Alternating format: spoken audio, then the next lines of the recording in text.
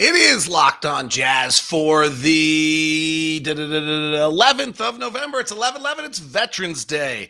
The Jazz, Donovan Mitchell, is exploding, taking the next steps and becoming the best pick and roll guard in the NBA. We'll break that down.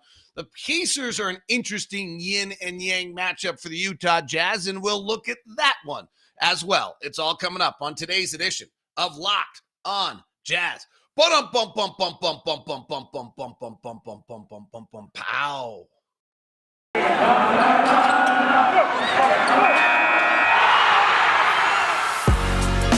You are Locked On Jazz, your daily podcast on the Utah Jazz. Part of the Locked On Podcast Network, your team every day. Hi, I'm David Locke, radio voice of the Utah Jazz, Jazz NBA insider. This is Locked On Jazz, your daily podcast on the Utah Jazz, giving you insight, expertise, geeky numbers, and hopefully making it way better to be a Jazz fan each and every day. Thanks very much for listening and making Locked On Jazz your first listen every single day. We are free and available on all platforms. If you're watching on YouTube, you can hit that little subscribe button right there, subscribe to that, and then also hit the bell, be notified whenever we're up. If you're listening on any of your podcast providers, please follow for free and join us each and every day. Happy Veterans Day. Thank you to all who have served.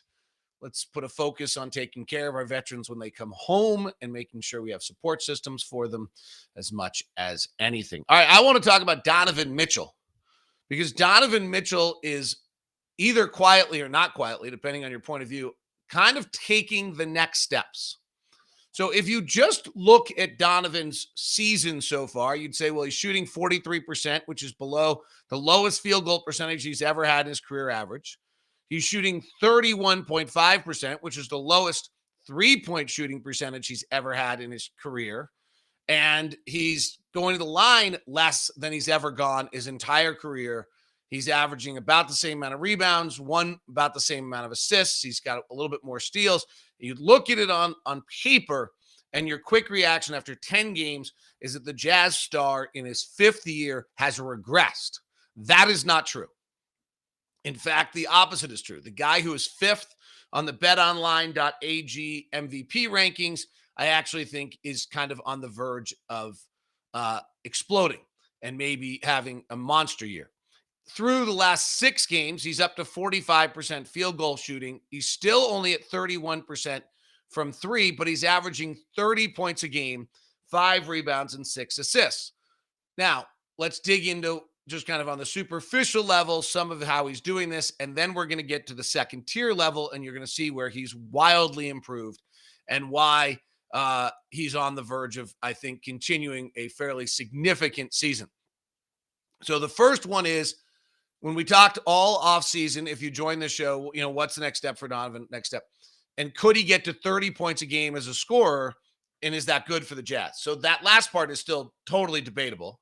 But the way he was going to get to 30 points is get to about 10 or 11 threes a game.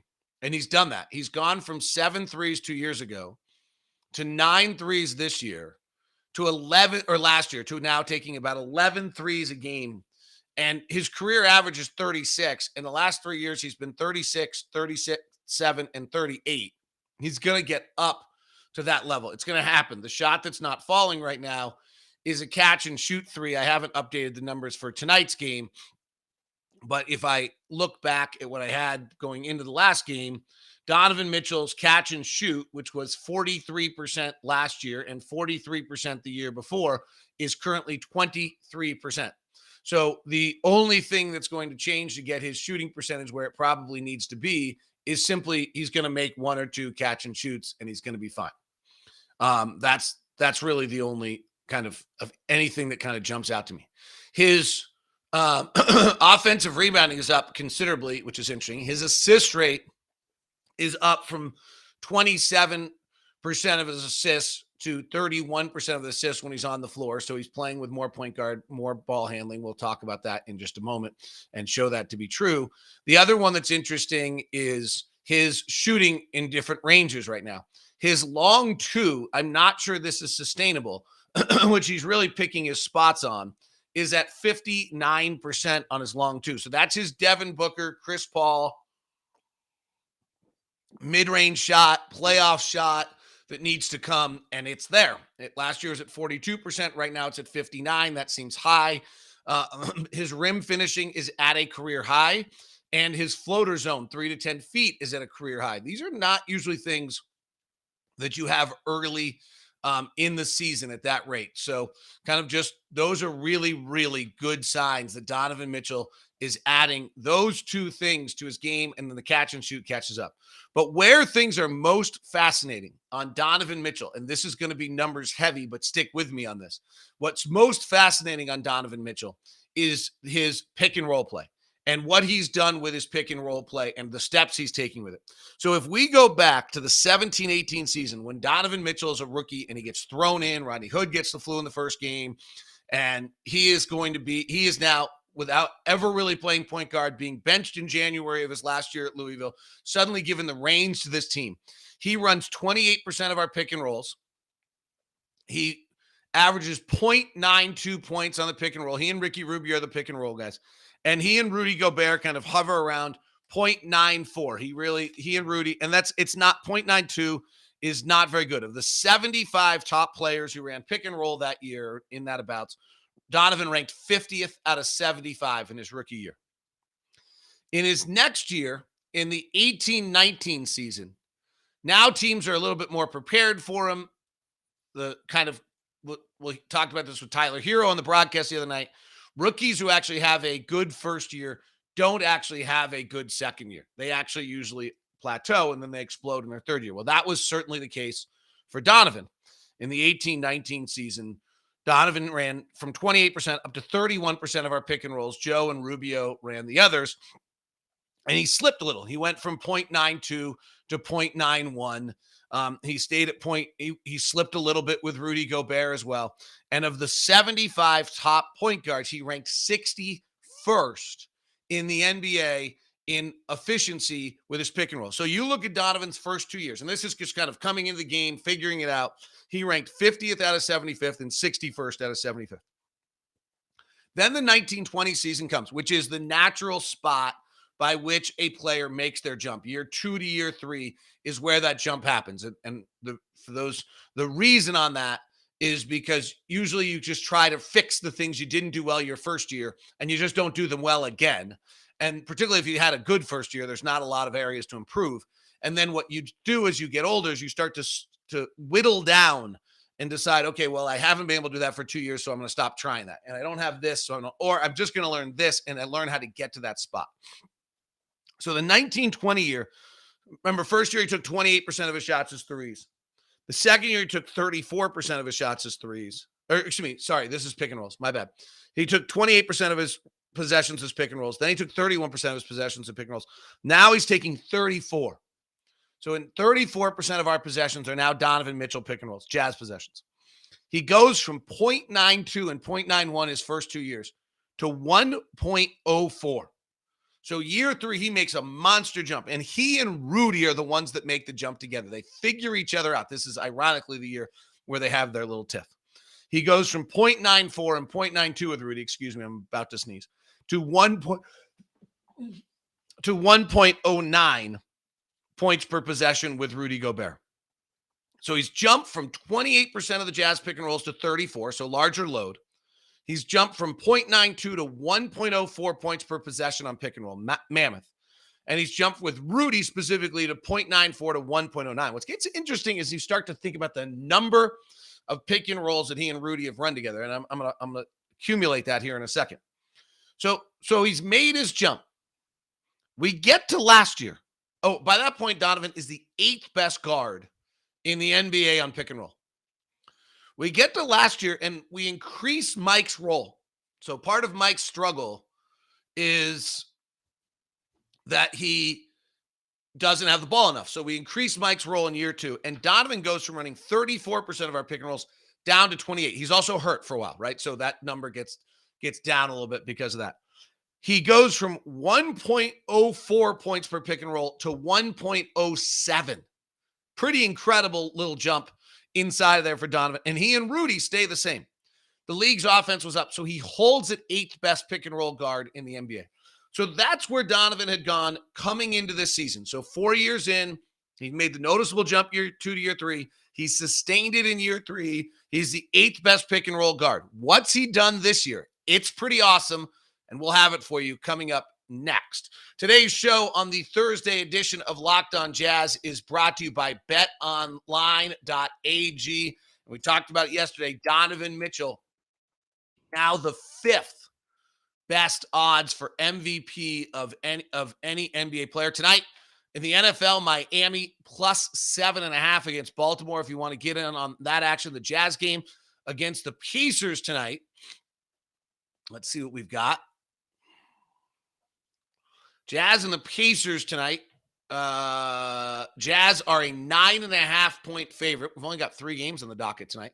Philadelphia is -3 against Toronto, and the Clippers are -3.5 against Miami. Kyle Lowry sprained an ankle yesterday. It'll be interesting to see if he plays. So Miami, I'm assuming now, gets 2 days off before they play the Jazz on. No, today's Thursday, so they only get 1 day off. Wow. They'll be playing their 3rd game in 4 nights. They will have played back-to-back games in LA, but that's interesting. They have betonline.ag has fun NBA game props. You can bet by what margin you think the Jazz will win tonight. If you think it's going to be 21 or more, you can bet plus 550. If you think it's between 14 and 16, it's plus 750. If you think it's the Pacers by 3 to 6, it's plus 1,000. And the conference futures, yesterday we had it on the show, the Jazz working their way up the Western Conference futures. Lakers are plus 300 as of today. Warriors are plus 315. Jazz are plus 325. Those are the only 3 teams that they have that they suspect are going to win the West at this point.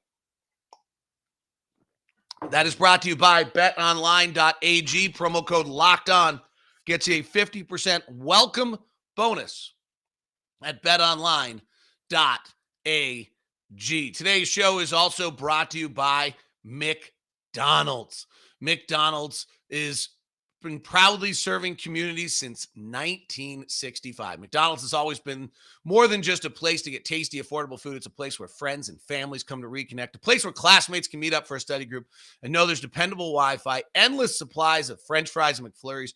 Win or lose, it's a place where teammates, competitors, the home team, the away team can always recharge, a place always looking forward so that you can stop and rest your legs and refuel on a long trip. It is McDonald's. Whether it's before a big sporting event, afterwards, parties, or just grabbing something on a busy day that brings you some pleasure, McDonald's has been there.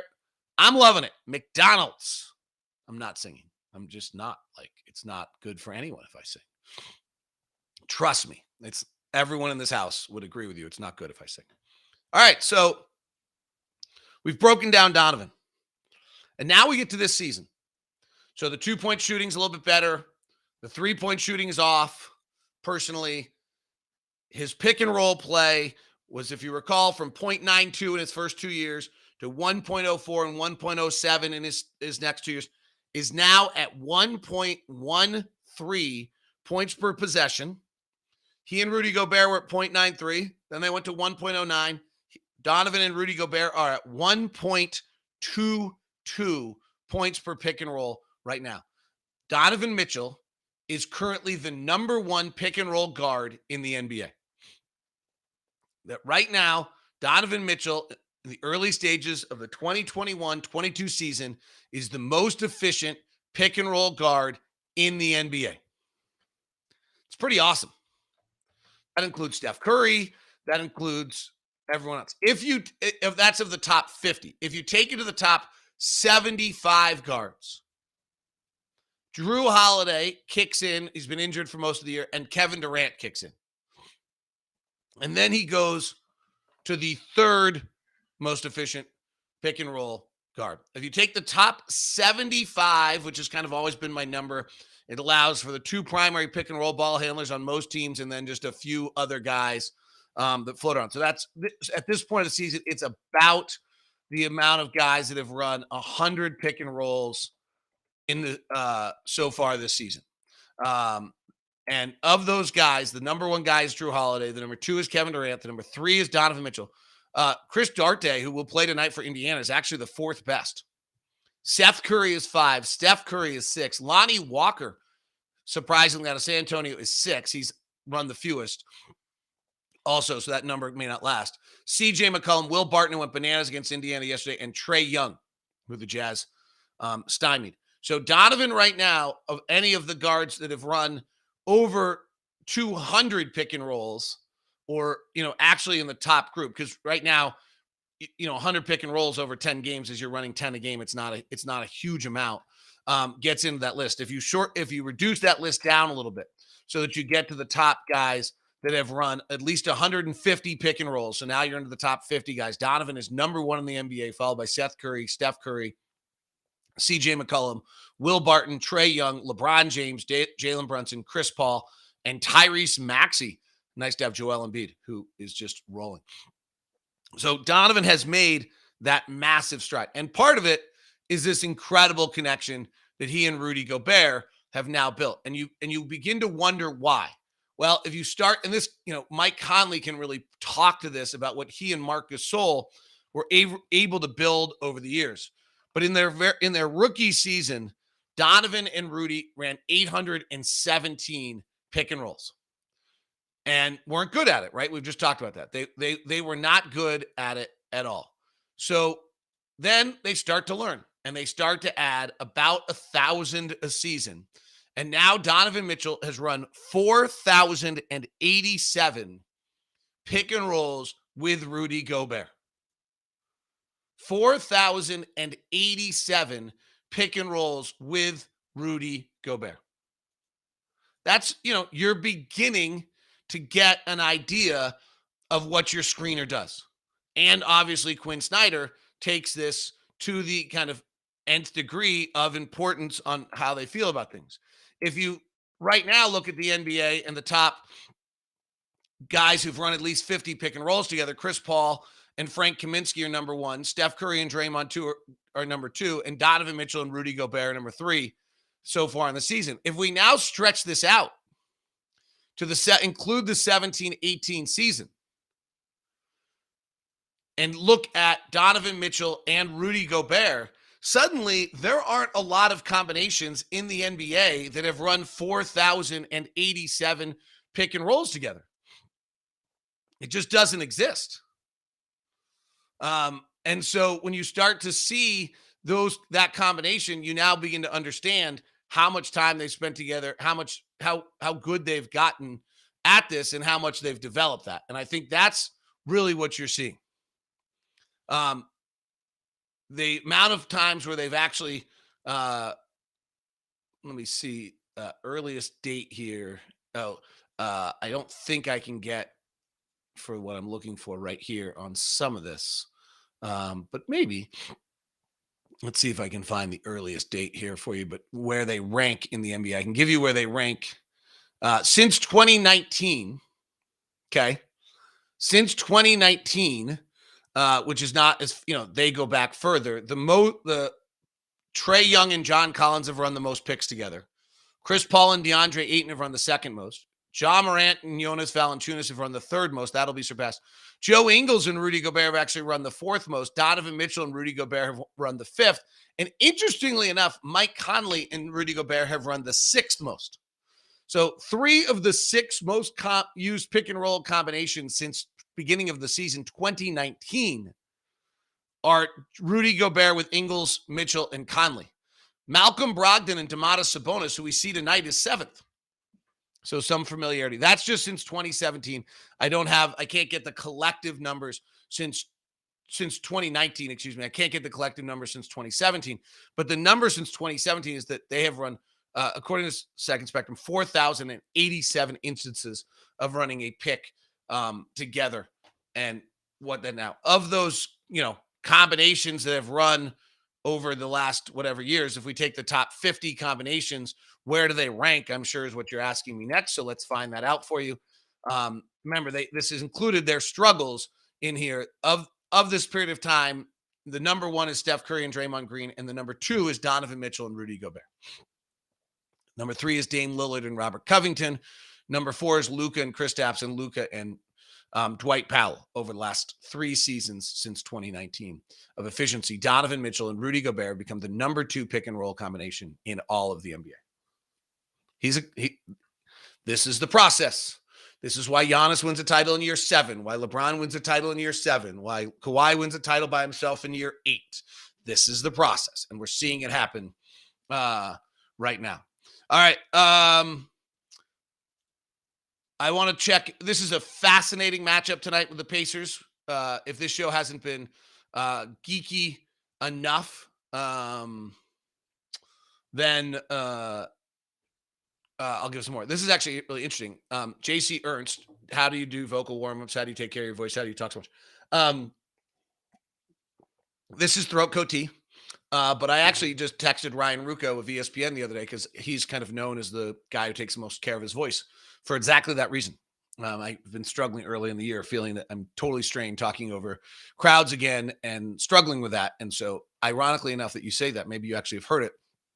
I've actually reached out and I'm probably going to try to do some voice stuff during the season, which I don't usually do because I can just feel that it's going to be an awfully long run this year. So that's kind of a funny little note. Thanks very much for making Locked On Jazz your first listen of the day. When you're done with Locked On Jazz today, check out Locked On Bets, a quick 20-minute show giving you the 3 or 4 best bets on the day with Lee Sterling and your boy Q. It's Locked On Bets. All right. Indiana Pacers and the Utah Jazz. This is a fascinating game for lots of reasons. So first off, the Pacers are way better than their record.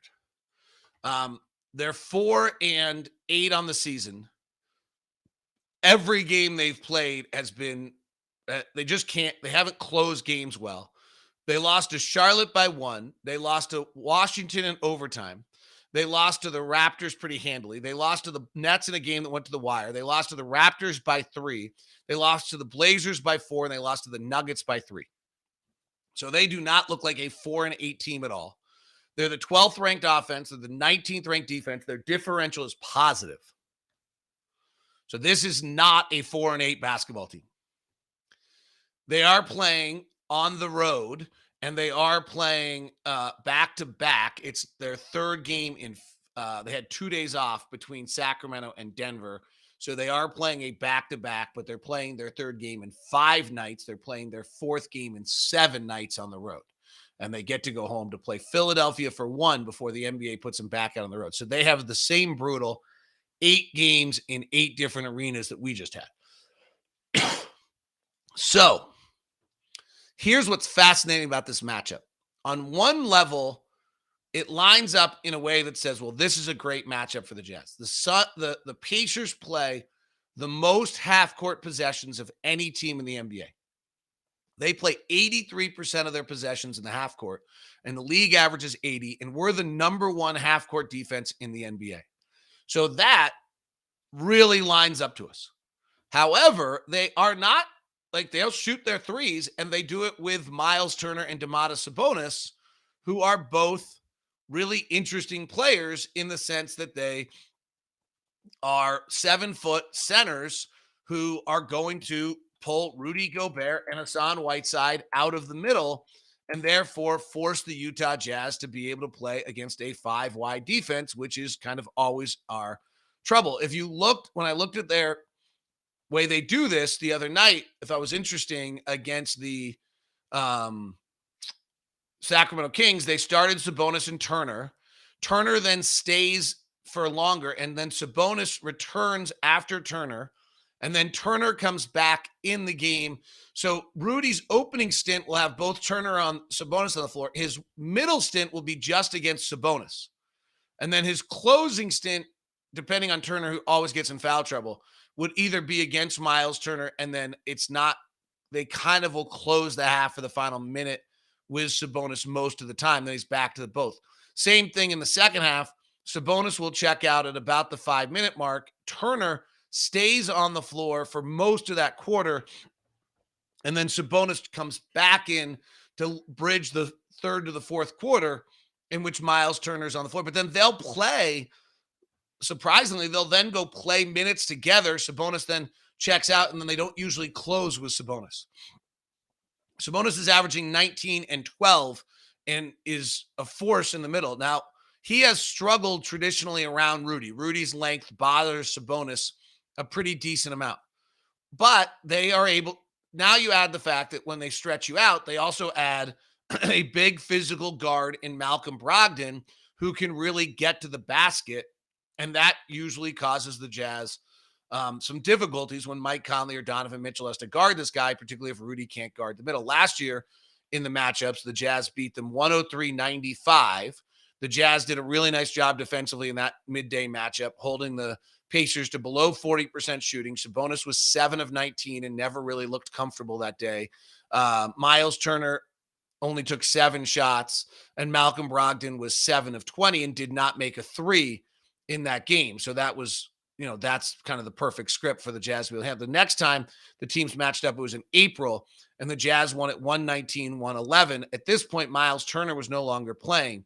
So Sabonis had 22 and 15, but he was not particularly comfortable, and he matched up right on Rudy. Karis LeVert was able to drive the lane and cause us some problems with 24. Brogdon had his 16, but not particularly efficient.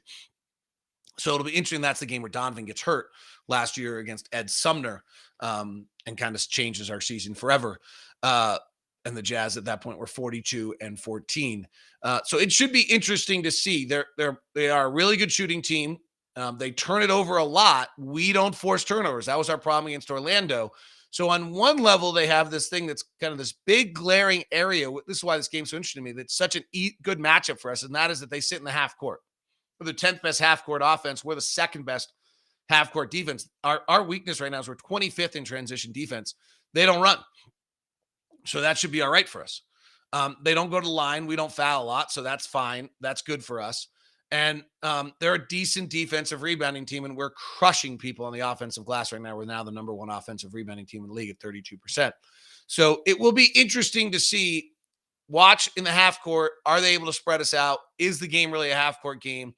And then on the flip side out of that, are we able to run against them? Because the whole reason they play half court is because they're trying to keep you in the half court, playing that game against their 2 bigs.